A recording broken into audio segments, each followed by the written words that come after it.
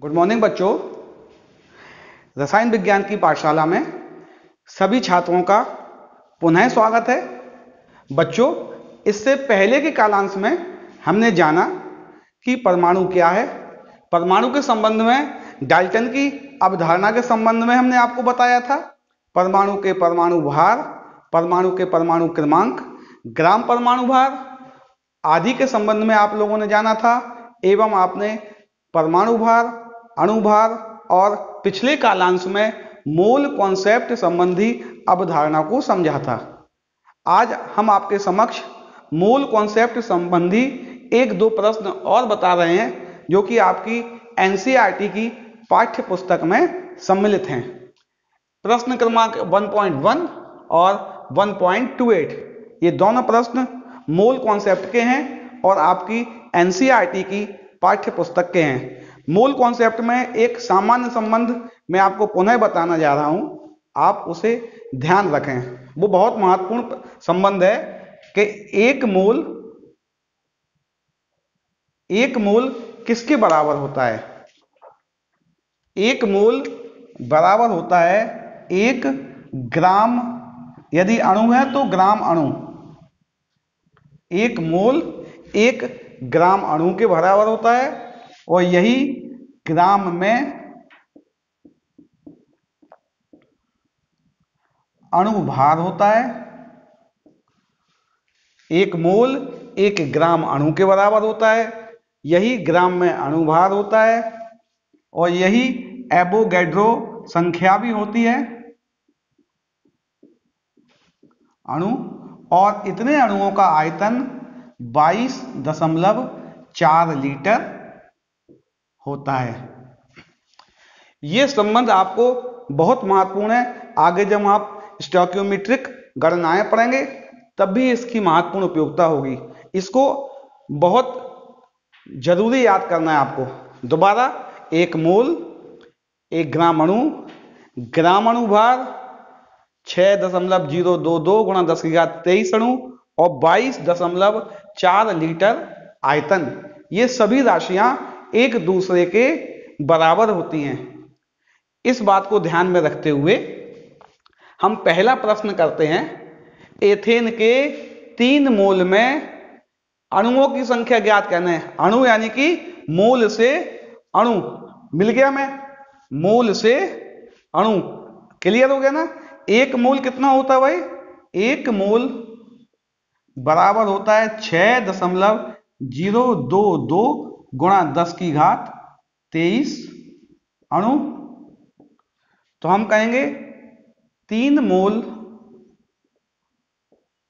Ethane, ethane यानी कि C2H6 बराबर होगा 3 गुणा 6.022 गुणा 10⁻23 एथेन अणु। बिल्कुल आसान हो गया अब तो ये बेटा। एक मोल के अणु हम जानते हैं, 3 मोल के अणु निकालने के लिए उसमें हम 3 का गुणा कर देंगे। जब हम 3 का गुणा करेंगे तो उत्तर क्या आएगा बच्चों? इसका आएगा 66018 इंटू 10⁻23 मॉलिक्यूल्स ऑफ एथेन। पहले प्रश्न का आपका ए प्रश्न का उत्तर हो गया। अगला प्रश्न दिया था, इसका आयतन भी बताइए, इसका आयतन भी बताइए। फिर हम देखते हैं, एक मोल का आयतन 22.4 लीटर होता है, तो 3 मोल का आयतन निश्चित ही इसके 3 गुना होगा। क्या हो जाएगा? एक मोल बराबर 22.4 लीटर, तो 3 मोल एथेन बराबर 3 गुणा 22.4 यानी कि आ गया ये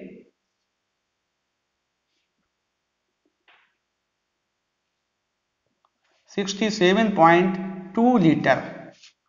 पहले प्रश्न में ए का आंसर हो गया है 3 मोल एथेन में अणुओं की संख्या कितनी होगी? 18.066 इंटू 10⁻³ 23 मॉलिक्यूल्स ऑफ एथेन। अगला प्रश्न था 3 मोल का आयतन कितना होगा। चूंकि हम 1 मोल का आयतन जानते थे, 1 मोल का आयतन 22.4 लीटर होता है, तो 3 मोल का आयतन निश्चित ही उसके 3 गुना होगा, यानी इसका उत्तर हुआ 67.2 लीटर। तो पहले प्रश्न का ए भाग आपको समझ में आ रहा है। अगला भाग था कार्बन व हाइड्रोजन के परमाणुओं की संख्या बतानी है। मोल तो हम बता ही चुके हैं, मोल और परमाणु ये देख रहे हैं हमें।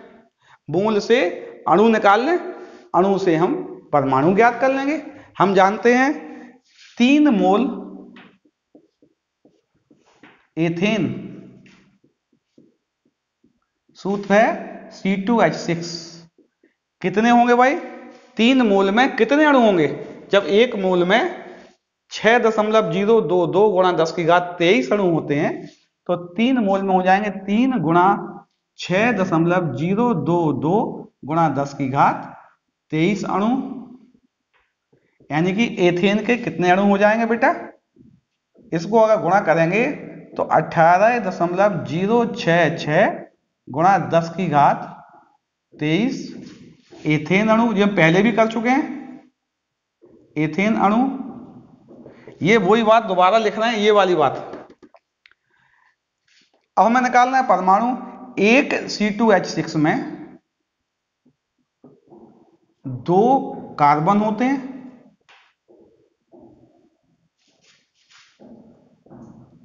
एक C2H6 में कितने कार्बन होते हैं बेटा, 2 कार्बन होते हैं। हमारे पास C2H6 इतने हैं, कितने, 18.66 इंटू 10⁻23, तो 18 गुणा 0.66 18.066 गुणा 10 की घात 23 एथेन में C कितने होंगे। क्योंकि एक में 2 थे तो निश्चित ही इसके डबल हो जाएंगे, 2 गुणा 18.066 गुणा 10 की घात 23। इसको कर लेंगे, मल्टीप्लाई कर देंगे,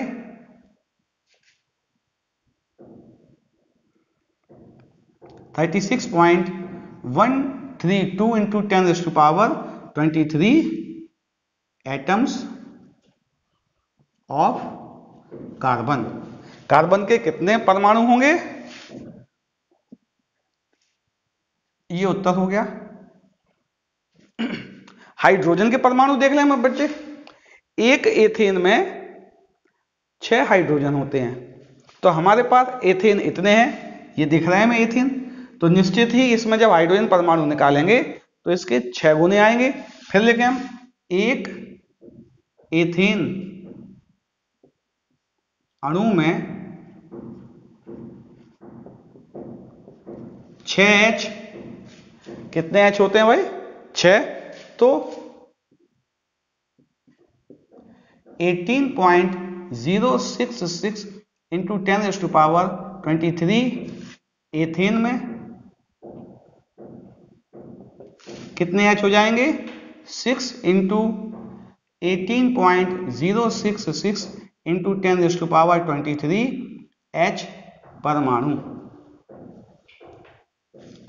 इसमें 6 का गुणा करना है, H परमाणु भी आ गए हैं, 6 का गुणा कर लेते हैं भाई, 6×6 36, 36 37 39,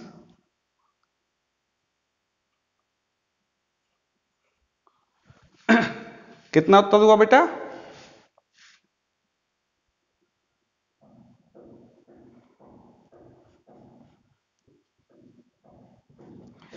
H परमाणु कितने हुए, 108.396 इंटू 10⁻23 H। आशा है ये वाला प्रश्न आपको अब समझ में आ रहा होगा कि एथेन के अणुओं की संख्या और कार्बन व हाइड्रोजन के परमाणुओं की संख्या यदि हमें ज्ञात करनी हो तो हम किस क्रम में ज्ञात कर सकते हैं। अगला प्रश्न देखते हैं हम।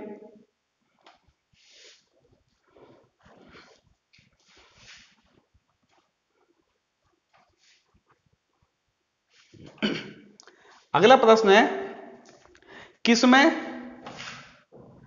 परमाणुओं की संख्या अधिक होगी? ग्राम में दिया है।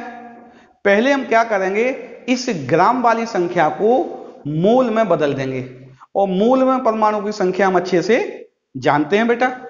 तो पहले हम क्या जानते हैं, मोल बराबर हम जानते हैं, मोल बराबर ग्राम में भार, यदि परमाणु है तो परमाणु भार,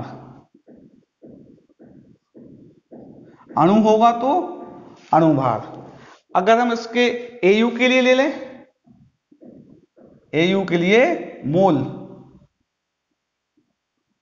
ग्राम में भार कितना दिया बेटा 1, और परमाणु भार 197।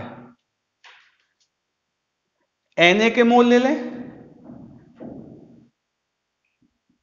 Na के मोल भार 1, परमाणु भार 23। Li के मोल ले लें,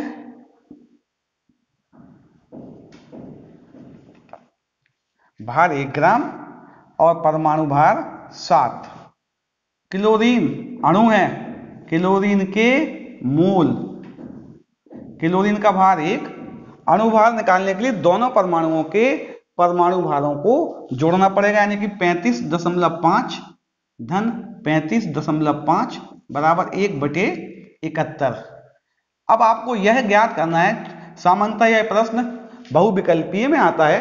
कल भी हमने आपको इस तरह का प्रश्न बताया था कि जिसका परमाणु भार ज्यादा होगा उसके समान मात्रा में मोलों की संख्या हमेशा कम आएगी। सबसे ज्यादा परमाणु भार किसका है, एयू का है, तो सबसे कम मोल इसके। सबसे कम भार किसका है, एलआई का। तो आपका इस प्रश्न में उत्तर क्या हुआ, सबसे ज्यादा परमाणु किसके होंगे, लिथियम के होंगे, क्योंकि इसमें 7 का भाग ज्यादा है। सबसे कम परमाणु किसमें होंगे, गोल्ड में, क्योंकि इसमें 197 का भाग ज्यादा है। अगर समान भार में परमाणुओं की या अणुओं की संख्याएं कभी भी आती हैं तो हमें क्या ध्यान रखना है, हमें इस बात को याद रखना है कि जो नीचे उनका परमाणु भार है या अणु भार है वो किसका कम है, जिसका कम होगा उसके कणों की संख्या सदैव अधिक होगी। बच्चों, ये मोल कॉन्सेप्ट का जो टॉपिक था, इससे संबंधित आपकी पाठ्य पुस्तक में और भी कई प्रश्न हो सकते हैं। आप उन प्रश्नों को देखें, यदि उनमें आपको कोई समस्या आती है तो उसे आप मैसेज के माध्यम से अथवा व्हाट्सएप के माध्यम से भी मुझे भेज सकते हैं। आपका अगला टॉपिक है परमाणु भार एवं अणु भार की सहायता से हम पदार्थों के मूलानुपाती सूत्र व अणु सूत्र किस प्रकार ज्ञात कर सकते हैं। तो पहली बात तो हम देखें कि मूलानुपाती सूत्र होता क्या है बेटा। पहले हमें क्या देखना है, मूलानुपाती सूत्र होता क्या है। मूलानुपाती सूत्र की परिभाषा में लिख रहा हूं, आप भी लिखते चलना है, साथ में अपनी नोटबुक ले लेना है, नोटबुक पर ध्यान से लिखते चलना है। किसी भी यौगिक में उपस्थित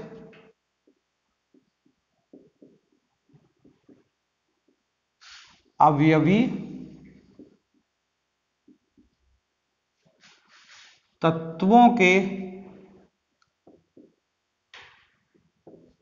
परमाणुओं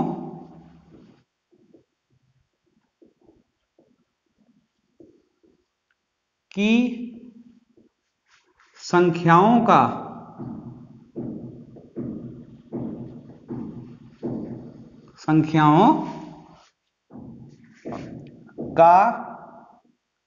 सरलतम पूर्णांक,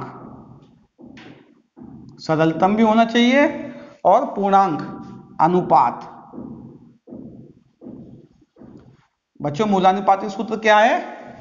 किसी भी यौगिक में उपस्थित अवयवी तत्वों के परमाणुओं की संख्याओं का सरलतम पूर्णांक अनुपात उस यौगिक का मूलानुपाती सूत्र कहलाता है। एग्जाम्पल लिखा हमने, एसिटिक अम्ल, एसिटिक अम्ल CH3COOH, इसका हमें निकालना है मूलानुपाती सूत्र।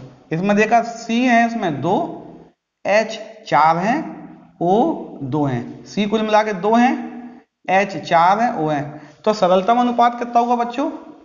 सरल अनुपात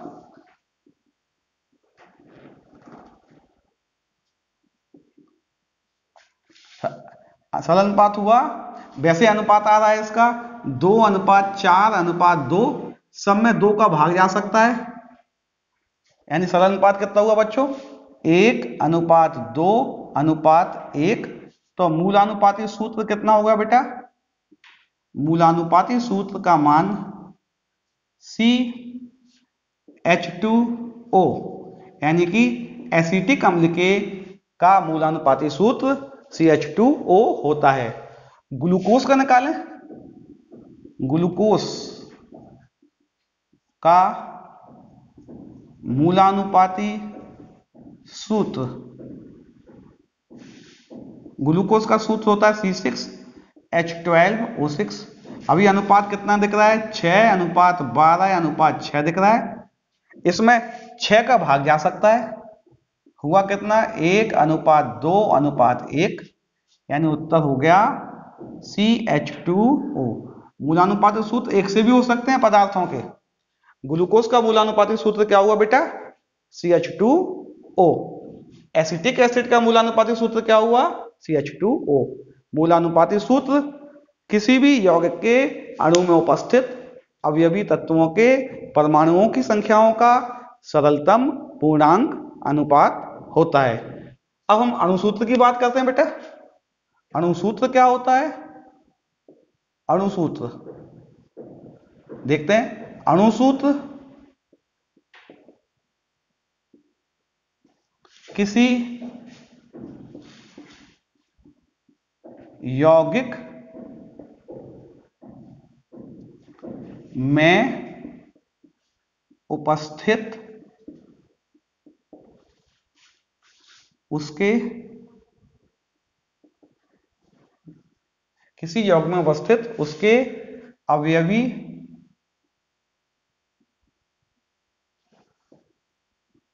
तत्वों के परमाणुओं की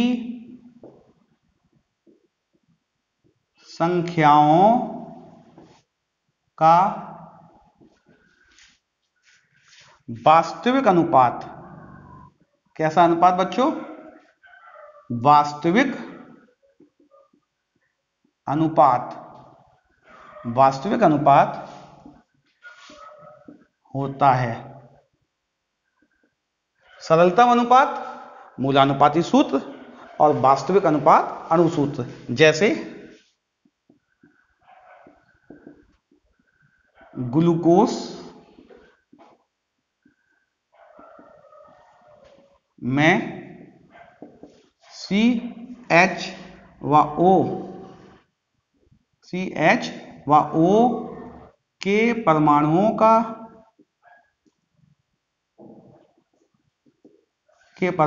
का वास्तविक अनुपात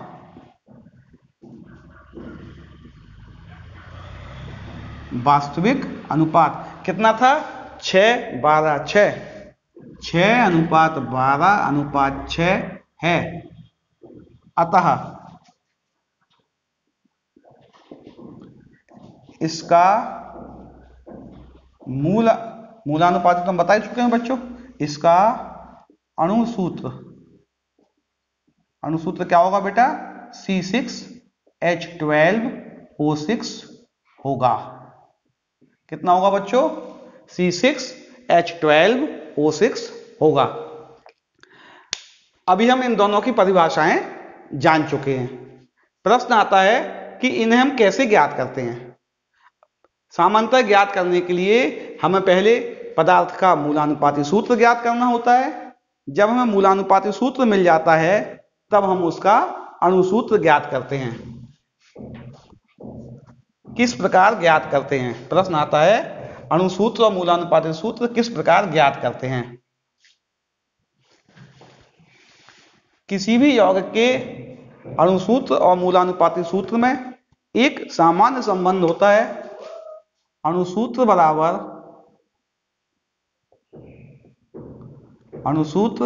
बराबर मूलानुपाती सूत्र गुणा n। n एक पूर्णांक संख्या होती है जो कि कैसे निकलती है? पदार्थ का अणुभार बटे पदार्थ का मूलानुपाती सूत्र भार, इससे हम निकाल सकते हैं। तो हमें अणुसूत्र ज्ञात करने के लिए पहले पदार्थ का मूलानुपाती सूत्र ज्ञात करना पड़ता है। चलिए एक सामान्य प्रश्न देते हैं। एक ये भी होता है बच्चों, अणुभार बराबर, इसका यूज भी होगा, अणुभार बराबर 2 गुणा वाष्प घनत्व। अणुभार बराबर 2 गुणा वाष्प घनत्व। चलिए एक प्रश्न करते हैं, दो तरह से करने का प्रयास करते हैं उसे। प्रश्न आया पहला, ग्लूकोज, कल के दोनों प्रश्न रिपीट हो जाएंगे, का अणुभार बताइए और इसमें अणुभार ज्ञात करना है और CH व O की प्रतिशत मात्रा बतानी है आपको। क्या बतानी बच्चों? ग्लूकोज का अणुभार और कार्बन, हाइड्रोजन व ऑक्सीजन की प्रतिशत मात्राएं ज्ञात करनी है। यह प्रश्न हमने आपको कल के कालांश में करवाया था। लिखते हैं बच्चों, ग्लूकोज C6H12O6 का अणुभार। अब मैं डायरेक्ट करूंगा क्योंकि ये प्रश्न हम कल करवा चुके हैं आपको। 6 कार्बन, 12 हाइड्रोजन, 6 ऑक्सीजन, कल बताया था हमने आपको। सबकी वैल्यू रख देना है हमें।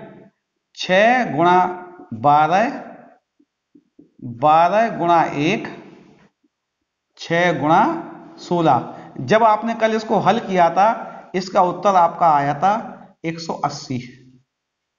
कैसे आया था? 72, 12, 96 बराबर कितना आ गया था? 180। ये भी हमने किया था कल। प्रतिशत कार्बन, जिसका प्रतिशत निकालना है उसका भार, कार्बन का भार है 72 गुणा 100 बटे 180। ये इसका आया था 40%। प्रतिशत H निकाला था हमने कैसे है बच्चों? 12 गुणा 100 बटे 180। ये कट गया था 6 से 3 बार, 6 से 2 बार, यानी कि 6.67%। ये क्या आ गया था? H आ गया था। प्रतिशत O कैसे निकाला था बच्चों? 96 गुणा 100 बटे अणुभार कितना? 180। 6 से 3 बार, 6 से 16 बार, 160 बटे 3, उत्तर हुआ 53.33। ये प्रश्न कल आपको करवा चुके हैं। चेक करने के लिए ये भी बताया था, इन तीनों प्रतिशत मात्राओं को जोड़ने पर उत्तर 100 आता है। ये प्रश्न मैंने कल आपको बताया था। इससे ठीक उल्टा प्रश्न कर रहे हैं हम अब, कि यदि एक यौगिक में C बराबर कितना निकाला था बच्चे आंसर आपने? 40%, H बराबर 6.67% और O बराबर 53.33% है, प्रश्न लिखना है आपको, है ना। यदि इसका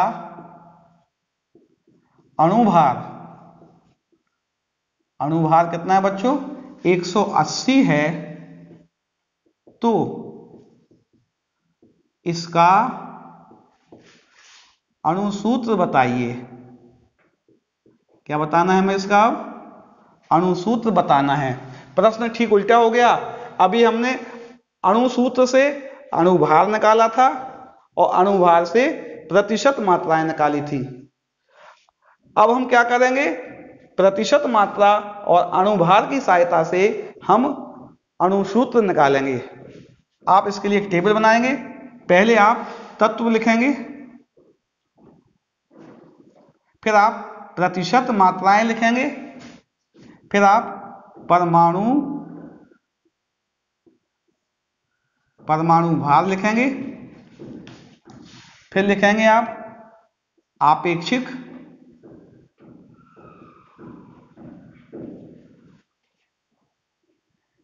मोलों की संख्या,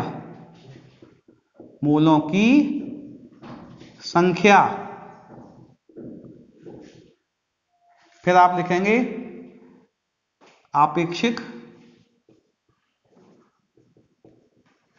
अनुपात। यदि यही सरल है तो नहीं सरल होगा तो एक कॉलम बनाएंगे सरल अनुपात। वैसे ये इस प्रश्न में यहीं तक खत्म हो जाएगा। तत्व हमारे पास 3 तत्व हैं। कौन कौन से बच्चों, कार्बन, हाइड्रोजन और ऑक्सीजन। चलिए इसको कर लेते हैं। तत्वों की प्रतिशत मात्रा, कार्बन की प्रतिशत मात्रा दी हुई है 40, हाइड्रोजन की दी हुई है 6.67 और ऑक्सीजन की 53.33। परमाणु भार कार्बन का 12, इसका 1, इसका 16। आपेक्षिक मोलों की संख्या, मोल में, भार में, परमाणु प्रतिशत में परमाणु भार का भाग दे दो। 40/12, 6.67/1 और 53.33/16। उत्तर आया 3.33, 6.67 और 3.33। आपेक्षिक अनुपात निकालने के लिए आपेक्षिक मोलों की संख्या में से सबसे छोटी इकाई, सबसे छोटी राशि को उपरोक्त तीनों में हम भाग दे देते हैं। सबसे छोटी राशि ये है 3.33/3.33, 6.67/3.33 और 3.33/3.33। ये इससे कट रहा है। इसका आंसर 1, इसका आंसर 2, इसका आंसर 1। यानी कि हम देखेंगे इसमें कार्बन अनुपात हाइड्रोजन अनुपात ऑक्सीजन का मान 1:2:1 आता है। तो इसका मूलानुपाती सूत्र क्या हुआ बच्चों, CH2O होगा। आधा प्रश्न हल हो गया है हमारा। इस पदार्थ का मूलानुपाती सूत्र CH2O होगा। अब हमें क्या और निकालना था, अणुसूत्र और निकालना है हमें बेटा। यहीं कर लेते हैं इसको, क्योंकि यहां थोड़ी बहुत जगह बची हुई है ना, बाद में मिटाएंगे तो आपको समझ में आएगा। अणुसूत्र कैसे ज्ञात करेंगे हम जानते हैं अणुसूत्र बराबर मूलानुपाती सूत्र गुणा n। और n क्या होता है बच्चों, n बराबर होता है अणुभार बटे मूलानुपाती सूत्र भार। तो हम मूलानुपाती सूत्र भार और निकाल लें यहीं पे, क्योंकि मूलानुपाती सूत्र दिया हुआ है ना। निकालने बच्चों, मूलानुपाती सूत्र भार, कार्बन का 12, 2 हाइड्रोजन का 2, 1 ऑक्सीजन का 16। उत्तर हुआ 30। इसमें n का मान निकाल लें। प्रश्न में हमें अणुभार 180 दिया था, 180/30, उत्तर हुआ 6। तो अणुसूत्र क्या हुआ बेटा? अणुसूत्र बराबर मूलानुपाती सूत्र क्या निकला आपका? CH2O गुणा 6, यानी हुआ C6H12O6। इसमें 6 का गुणा C6, इसमें 6 का गुणा H12, इसमें 6 का गुणा O6। देखिए प्रश्न वापस आ गया है। पहले हमने अणुसूत्र से प्रतिशत मात्राएं और अणुभार निकाला था, अब प्रतिशत मात्राएं और अणुभार से हमने अणुसूत्र निकाल दिया। बच्चों, मैं आशा करता हूं आज का यह मूल कॉन्सेप्ट के शेष प्रश्न और तत्वों की प्रतिशत मात्राओं के जो प्रश्न हमने आपको बताए हैं आपको भली भांति समझ में आ रहे हैं। बच्चों, यदि आपको ये कॉन्सेप्ट तनिक भी समझ में आ रहा है तो आप मेरे चैनल को लाइक और सब्सक्राइब जरूर करें। अपने साथी मित्रों को भी प्रेरित करें कि वो हमारे द्वारा भेजे गए वीडियोस में शामिल होकर उनको सब्सक्राइब करें, लाइक करें। आपके लाइक, आपके सब्सक्राइब हमें नया से नया करने के लिए प्रेरित करते हैं। मैं आगे भी इसी तरह के नई नई अवधारणाओं के साथ आपके समक्ष उपस्थित हूँगा। रसायन की पाठशाला में आज के लिए इतना ही। बच्चों, कल आपको अणुभार की सहायता से प्रतिशत मात्राओं की सहायता से पदार्थ के अणुसूत्र और मूलानुपाती सूत्र संबंधी शेष प्रश्नों को भी बताया जाएगा।